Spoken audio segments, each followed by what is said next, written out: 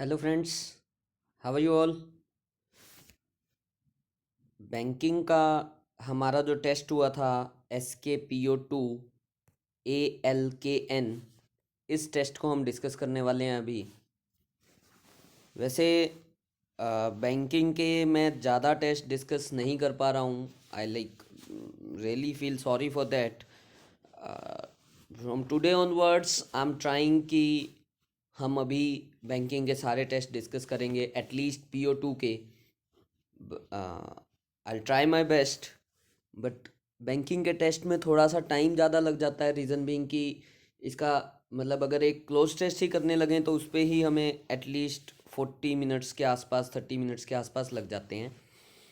तो इसी कारण से थोड़ा सा मैं टाइम नहीं निकाल पा रहा हूँ, ठीक है ना। बट अभी हम कोशिश करेंगे। रोज़ की तरह टेस्ट का लिंक अवेलेबल है डिस्क्रिप्शंस के अंदर। जिसने भी ये टेस्ट ना किया हो, पहले वो टेस्ट को अटेम्प्ट करें और फिर अ, इस टेस्ट के डिस्कशन को, एनालिसिस को देख सकते हो। आज हम इस टेस्ट में से 8 से लेके और 20 तक के क्वेश्चंस को डिस्कस करेंगे। 8 से 20 तक क्वेश्चन में 8, 9 और 10, 8th 9th एंड 10th जो क्वेश्चन थे, ये तीन क्वेश्चन आपके अ, ये तीनों क्वेश्चंस जो थे एरर के थे, और 11th to 20th जो था क्लोज टेस्ट था। तो हम इन दोनों को डिस्कस करेंगे, ठीक है। इस चीज़ को मैंने एक अलग से शीट पे मैंने कंपाइल किया हुआ है, तो हम वहीं से इसको डिस्कस करते हैं। देखते हैं, देखो 8th क्वेश्चन से हम स्टार्ट करते हैं।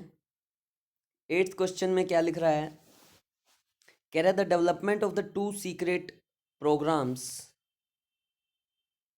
suggest how seriously the Obama administration was concerned that its negotiation with Iran could fail. कह रहा है the development of the two secret programs suggest. देखो फर्स्ट पार्ट के अंदर अगर आप ध्यान से देखो तो द डेवलपमेंट जो है वो सब्जेक्ट है, क्योंकि the development of the two secret programs, जो टू सीक्रेट प्रोग्राम्स है, ये तो ऑफ के बाद आ रहा है। प्रीपोजिशन के बाद आने वाली चीज़ कभी भी सब्जेक्ट नहीं हो सकती। तो जो सब्जेक्ट बनता है हमारा, वो सब्जेक्ट बन रहा है development. And development is a singular subject, uncountable subject है, तो ये अपने साथ में सिंगुलर वर्ब लेगा। तो instead of suggest the verb should be suggest. तो फर्स्ट पार्ट में एरर है, सजेस्ट की जगह सजेस्ट होना चाहिए। अगला क्वेश्चन देख रहे हैं, कह रहे हैं her criticism of medieval punishments in Saudi Arabia and of Israeli violence against Palestinians have led to diplomatic breaches and have prompted Ms. Wallstrom to be compared to Mr. Palm। ठीक है, जो भी है, अगेन इस sentence के अंदर भी वही एरर है जैसा पिछले सेंटेंस में था। ध्यान से देखो, कह रहे हैं her criticism of medieval punishments. Medieval punishments जो आया ऑफ के बाद आया, यानी कि प्रिपोजिशन के बाद आया, यानी कि ये भी सब्जेक्ट नहीं है। In Saudi Arabia, Saudi Arabia इन के बाद आ रहा है, ये भी सब्जेक्ट नहीं है। And of Israeli violence against Palestinians, ये भी सब्जेक्ट नहीं है। तो सब्जेक्ट हमारा बचता है her criticism. And her criticism have led नहीं, has led. Her criticism has led to diplomatic breaches and has prompted. दोनों हैव की जगह हमें क्या चाहिए, हैज़ चाहिए, ठीक है ना। तो ये एक बेसिक सी जो चीज़ है ना, जो क्लासेस में हमने कई बार सीख ली कि प्रीपोजिशन के बाद आने वाली चीज़ कभी सब्जेक्ट नहीं हो सकती। मैक्सिमम सेंटेंसेस में सब्जेक्ट वर्ब एग्रीमेंट के जितने भी क्वेश्चंस बनते हैं, मैक्सिमम क्वेश्चंस में ये एक छोटी सी चीज़ हमारी हेल्प कर देती है। अगला देख रहे हैं, देखो कह रहे mean is not one of those जजेस who drags out his decision as if he were telling a mystery story। कह रहे मीन उन जजेस में से एक नहीं है जो अपना डिसीजन ऐसे बताते हैं जैसे कोई कहानी सुना रहे हो मिस्ट्री की। तो कहानी सुना रहे हो, ना कि सुना रहा हो। Mean is not one of those जजेस who is a relative pronoun, and who is a relative pronoun which takes its verb as per its antecedent. Who से पहले जो चीज़ आई है जजेस, उसके लिए हु यूज हो रहा है।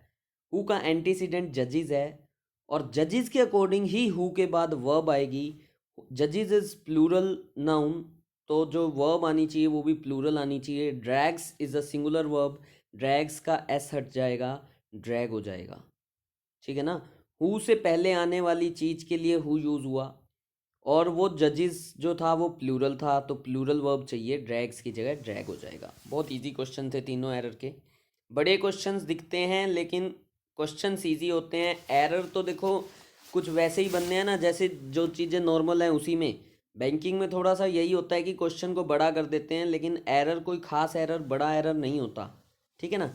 चलो देख रहे हैं हम क्लोज टेस्ट को। कह रहे the centre's decision to dash import duty on wheat. Again देखो, मैंने आपको पहले भी, जब भी हमने अभी तक क्लोज टेस्ट किए हैं उनके अंदर हमने एक चीज़ डिस्कस की है हमेशा, कि कभी भी हम क्लोज टेस्ट को पहले क्वेश्चन से अटेम्प्ट नहीं करेंगे। हम क्लोज टेस्ट को अटेम्प्ट कैसे करेंगे? हम पहले क्लोज टेस्ट को 3 4 5 सेंटेंसेस तक पढ़ने की कोशिश करेंगे, उसकी एक अंडरस्टैंडिंग क्रिएट करेंगे, then only we will attempt the questions with the help of options. ठीक है ना। The centre's decision to dash import duty on wheat has predictably attracted flag.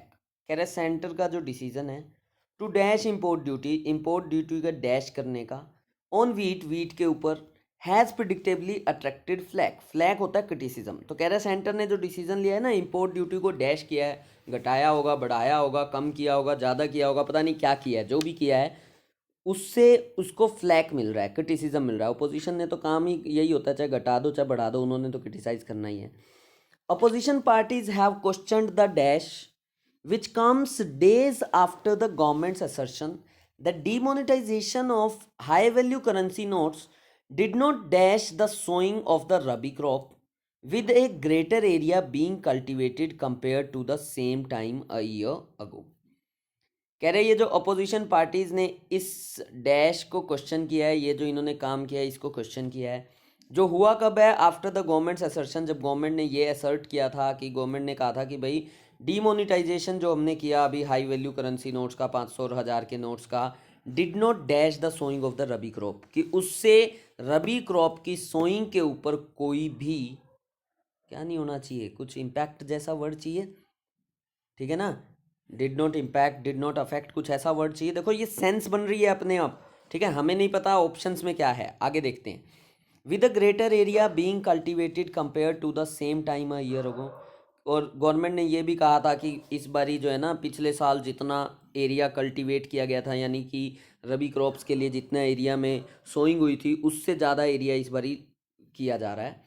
Assembly polls are dash soon in Uttar Pradesh and Punjab, both large wheat producing states, making this a plausible rallying point for the opposition.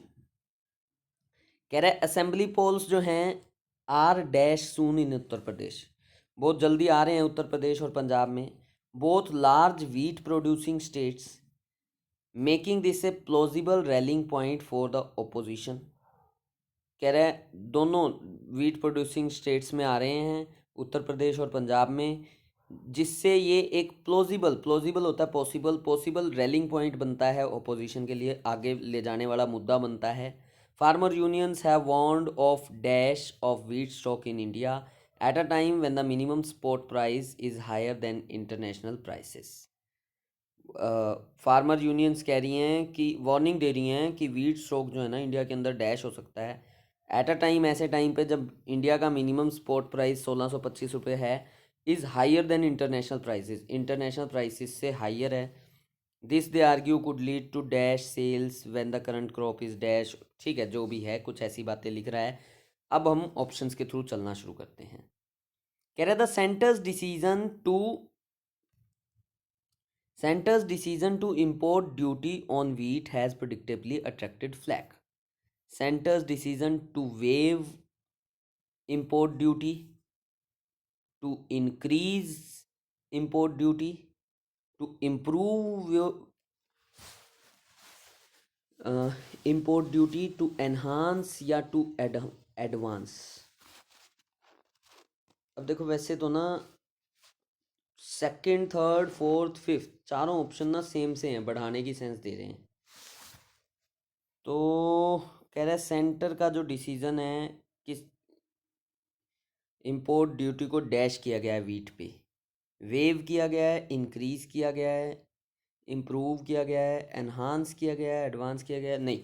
अभी देखो first question को देख के हम इस पे sense नहीं बना पा रहे कि क्या किया गया है, क्योंकि एलिमिनेट नहीं हो रहे ऑप्शंस। कोई बात नहीं, इसको हम छोड़ के आगे बढ़ते हैं।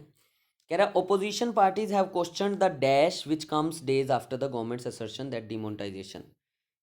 The opposition parties have questioned the party, questioned the government, questioned the move, questioned the rule, questioned the equation। देखो क्वेश्चन द पार्टी नहीं हो सकता, रूल और इक्वेशन भी एलिमिनेट हो जाते हैं बहुत इजीली। दो ऑप्शन बचते हैं, हैव क्वेश्चन द गवर्नमेंट या हैव क्वेश्चन द मूव। भाई इस कदम को किया है या गवर्नमेंट को किया है। ठीक है, आगे देखते हैं। विच comes days after the government's assertion. क्या चीज गवर्नमेंट की असर्शन के बाद आई है, ये मूव आया है ना। तो ये जो विच यूज कर रहा है किसके लिए यूज कर रहा है, मूव के लिए, ना कि गवर्नमेंट के लिए। तो सेकंड का जो हमारा ऑप्शन बनता है वो बनता है मूव।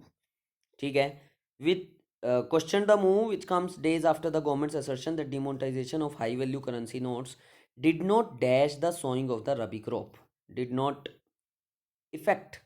देखो इफेक्ट जो होता है, ए वाला जो होता है वो होता है वर्ब, ई वाला होता है नाउन। तो फर्स्ट ऑप्शन एलिमिनेट हो जाता है, क्योंकि डिड नॉट के बाद तो हमें मेन वर्ब चाहिए, इफेक्ट नहीं हो सकता।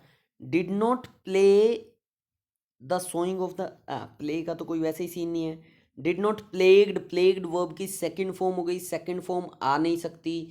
डिड नॉट इम्पैक्ट, देखो मैं इम्पैक्ट बोल रहा था, शायद ये ऑप्शन हो सकता है, लेकिन फिफ्थ ऑप्शन को पहले देखते हैं। Affected, affected is second form, did not के बाद हमें नेचुरल फॉर्म चाहिए, फर्स्ट फॉर्म चाहिए, तो डिड नॉट अफेक्टेड नहीं हो सकता। हमारा आंसर जो बनेगा वो बनेगा डिड नॉट इम्पैक्ट। तो कह रहा है ये मूव को ऑपोजिशन पार्टीज ने क्वेश्चन किया है, और ये ऐसा मूव है जो उसके बाद आया है जब गवर्नमेंट ने ये कहा था कि हमारे डीमोनेटाइजेशन के से रबी क्रॉप पे कोई इम्पैक्ट नहीं पड़ा है। With greater area being cultivated compare to the same time a year ago, assembly polls are dash soon in Uttar Pradesh and Punjab. Assembly polls are due soon, due का मतलब होता है पेंडिंग, तो ड्यू है वहाँ पे असेंबली पोल्स। आर पेंडिंग सून, ना pending सून नहीं होता, आर कमिंग सून।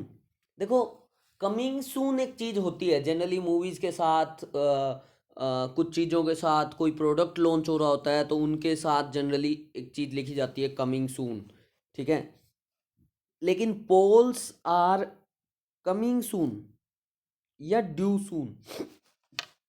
देखो जो एक्सक्यूज मी, जो ड्यू वर्ड है ये वर्ड एक फॉर्मल वर्ड है, और कमिंग जो है ये थोड़ा सा इनफॉर्मल वर्ड हो जाता है। हालांकि कमिंग सून हो सकता है, लेकिन ड्यू जो है थोड़ा सा ज़्यादा बेटर ऑप्शन है। बाकी ऑप्शन और देखते हैं। Are going soon, are happening soon, ना ये सब नहीं जा रहे। आर ड्यू सून क्या लिख रहा है, कह रहे हैं assembly polls are due soon in Uttar Pradesh and Punjab, both large wheat producing states, making this a plausible rallying point for the opposition। opposition के लिए बढ़िया point है। farmer unions have warned of, वो हमें warning दे रहे हैं क्या, dash of wheat stock in India at a time when the minimum spot price is higher than international prices।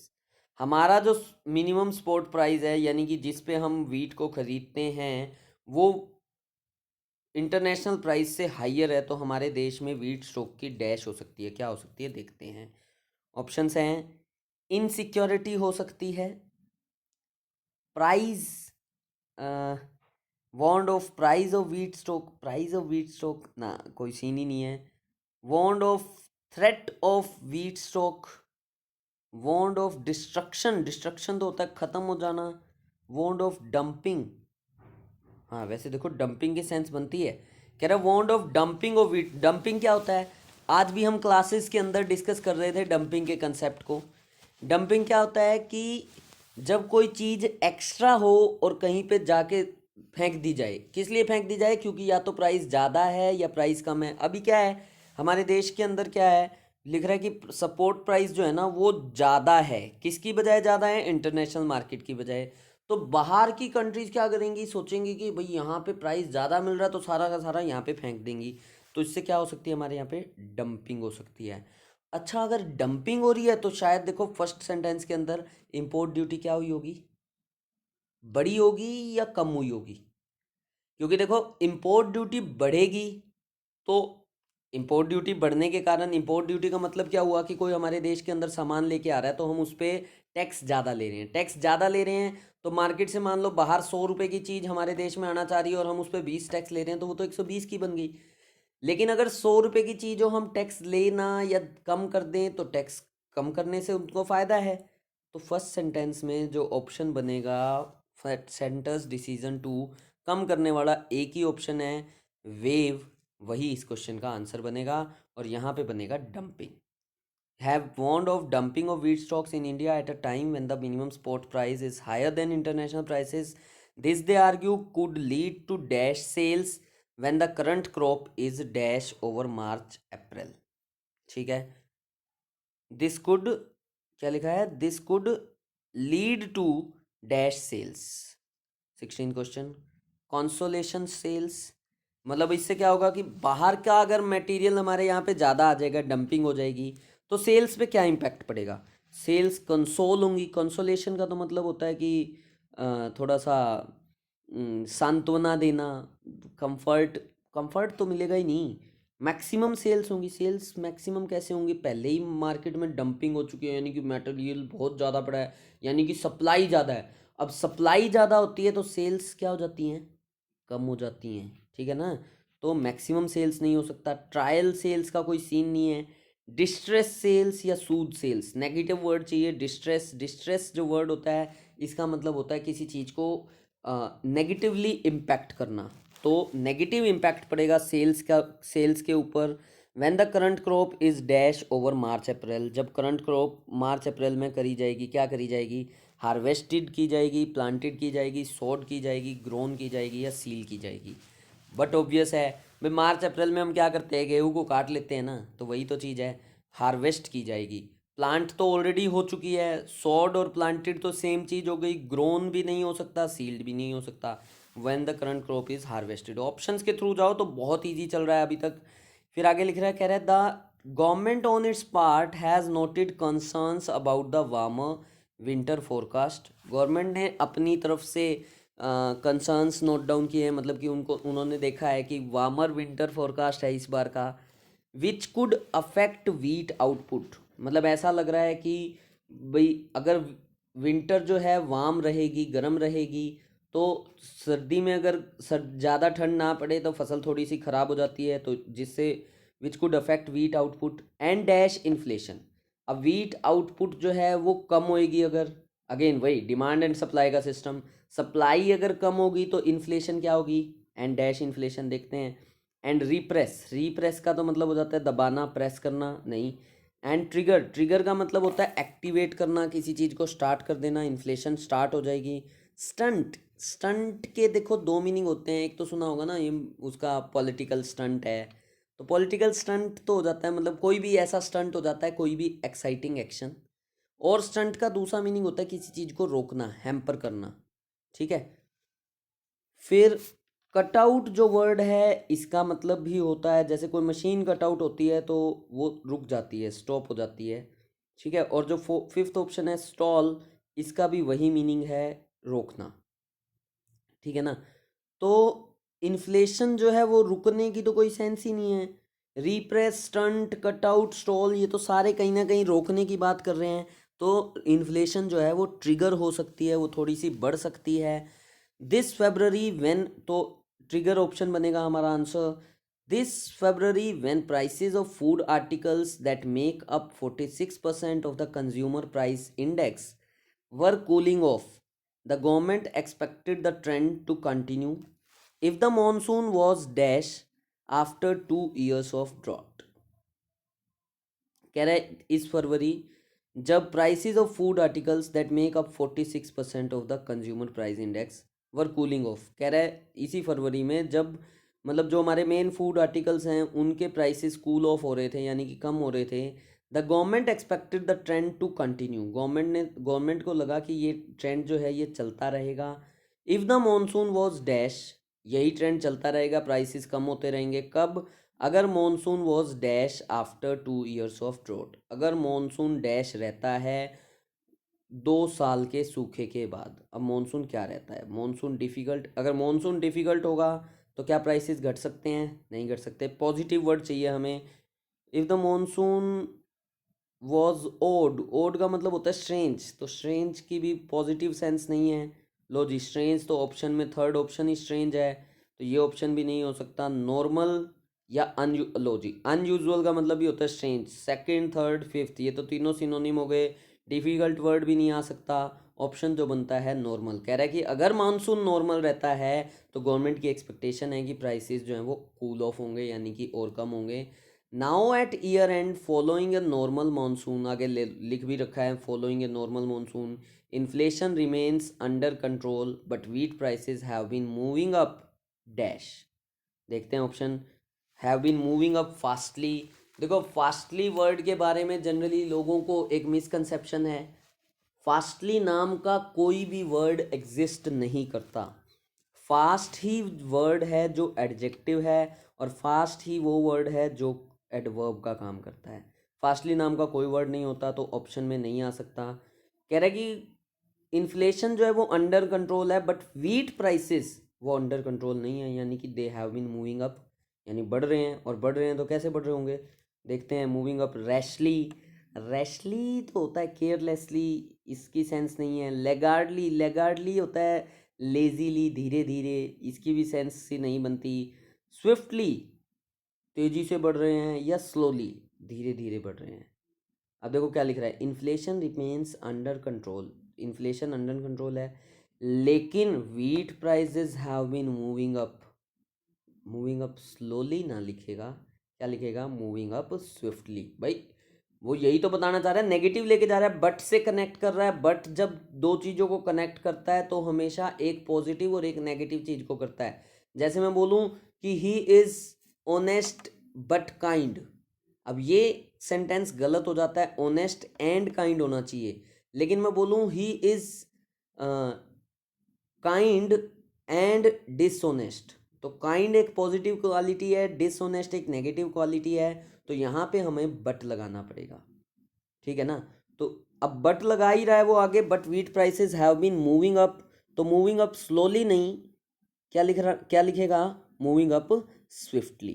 थोड़ा सा सेंस के अकॉर्डिंग चलो, ऑप्शंस को एलिमिनेट करते हुए चलो, तो क्लोज टेस्ट के अंदर कोई भी खास प्रॉब्लम नहीं होती है। अच्छा, एक चीज़ और, मैं एक चीज़ और आप लोगों से डिस्कस करना चाहता हूँ बैंकिंग के स्टूडेंट्स से। देखो जनरली क्या होता है, मैंने एक चीज़ नोटिस किया, आप लोग डेली टेस्ट देते हो, ठीक है। हमारे में से बहुत सारे लोग हैं जो एनालिसिस डेली करते हैं, बहुत अच्छी बात है। बहुत सारे ऐसे लोग हैं जो एनालिसिस नहीं करते, उनको डेली एक तो एनालिसिस करना चाहिए, ठीक है। देखो मैंने अभी पहले भी कहा कि मेरी कोशिश रहेगी कि मैं एनालिसिस प्रॉपर करवाऊं, ठीक है। लेकिन जब तक मैं एनालिसिस नहीं करवा पा रहा हूं, तब तक आप लोगों की कोशिश ये रहनी चाहिए कि आप लोग खुद से एनालिसिस करें। दूसरी चीज़ मैं जो आपसे डिस्कस करना चाहता हूँ वो ये करना चाहता हूँ, देखो जनरली हमने नोटिस किया होगा कि बैंकिंग के टेस्ट में जो कट ऑफ्स जाती हैं, कोई भी एग्ज़ाम उठाओ, चाहे वो एसबीआई पीओ का प्री उठाओ, चाहे मेंस उठाओ, IBPS PO pre, IBPS PO mains, clerical, RRB, कोई भी टेस्ट उठा लो, बैंकिंग के टेस्ट में जो इंडिविजुअल, अगर हम इंग्लिश की कट ऑफ की बात करें तो जनरली टेस्ट में जो कट ऑफ्स रहती हैं वो 3 नंबर 4 नंबर से लेके 7 8 नंबर तक कट ऑफ्स रहती हैं, क्योंकि इंग्लिश का लेवल थोड़ा सा टफ बनाया जाता है।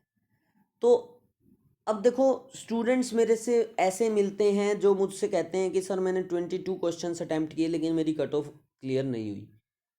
अब 22 आपने अटेम्प्ट कर दिए लेकिन कट ऑफ क्लियर नहीं हुई, इट मीन्स आपने मैक्सिमम क्वेश्चंस गलत अटेम्प्ट किए, आपकी नेगेटिव मार्किंग ज़्यादा हो गई। बैंकिंग का टेस्ट करते हुए एक कोशिश ये किया करो कि क्वेश्चंस भले ही कम हो जाएं लेकिन एक्यूरेसी की कोशिश बनाया करो।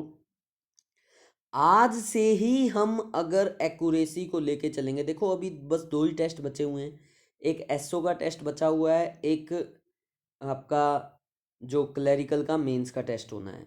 इन 2 टेस्ट के अलावा अब इस साल में और कोई टेस्ट नहीं बचा हुआ है, इस साल इन द सेंस कि मतलब अभी 1-1.5 महीने के अंदर। आगे एसबीआई का टेस्ट आने की उम्मीद है, नोटिफिकेशन आ सकती है, और या फिर जो टेस्ट है आपका अब अगले साल ही आएंगे, अगस्त के बाद, सितंबर अक्टूबर के आसपास।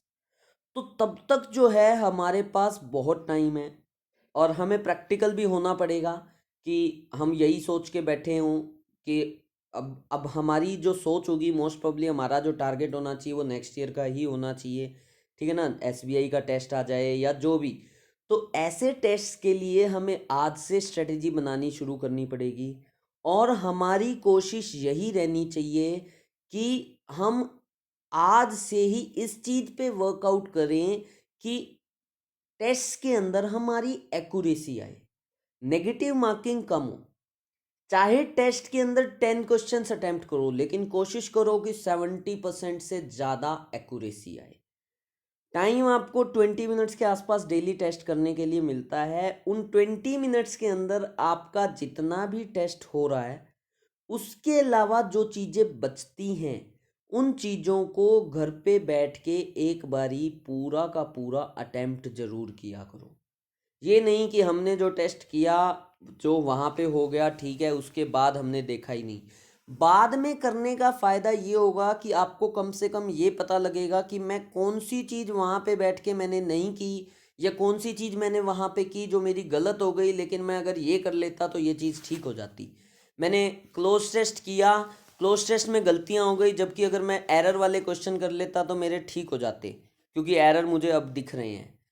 तो थोड़ा सा इन सब चीज़ों को एनालाइज करते हुए देखो, आज का टाइम हार्ड वर्क का नहीं है, आज का टाइम स्मार्ट वर्क का है, और स्मार्ट वर्क करने के लिए थोड़ा सा हमें चीज़ों को एनालाइज करते हुए चलना पड़ेगा।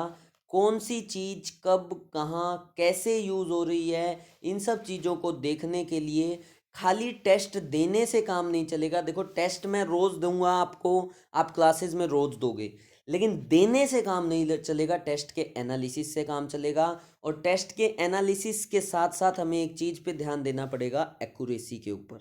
तो आज से टारगेट लो, देखो अभी हमारे पास टाइम है, और इतने टाइम में अभी देखो हम कोशिश यही करेंगे कि इतने टाइम में हम चाहेंगे कि हमारा अगले साल के अंदर 100% सिलेक्शन होना चाहिए, और 100% अगर सिलेक्शन चाहिए तो उसके लिए अभी से कमर कसनी पड़ेगी, अभी से प्रिपेयर करना स्टार्ट करना पड़ेगा। थोड़ा सा मैं जनरली देखो क्लासेस के अंदर हमेशा बोलता हूँ, और बैंकिंग के लिए तो खासकर रीडिंग नेसेसरी है। विदाउट रीडिंग आपका एग्ज़ाम क्लियर नहीं हो सकता, क्योंकि बैंकिंग के अंदर जो टेस्ट का पैटर्न है वो हर साल कभी कुछ कभी कुछ कभी कुछ कभी कुछ चेंज हो रहा है, और जब चेंज पैटर्न हो रहा है तो वहाँ पे एक ही चीज़ काम आएगी, रीडिंग। अगर हमारी अंडरस्टैंडिंग अच्छी होगी तो हम बहुत इजीली क्वेश्चंस को अटेम्प्ट कर सकते हैं, ठीक है ना। तो थोड़ा सा इन चीज़ों पे अगर फोकस करके चलोगे तो हम इस साल में सिलेक्शन लेके जाएंगे, और हमें इस साल में 100% सिलेक्शन चाहिए।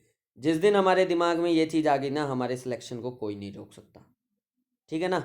तो ठीक है फ्रेंड्स, थैंक यू।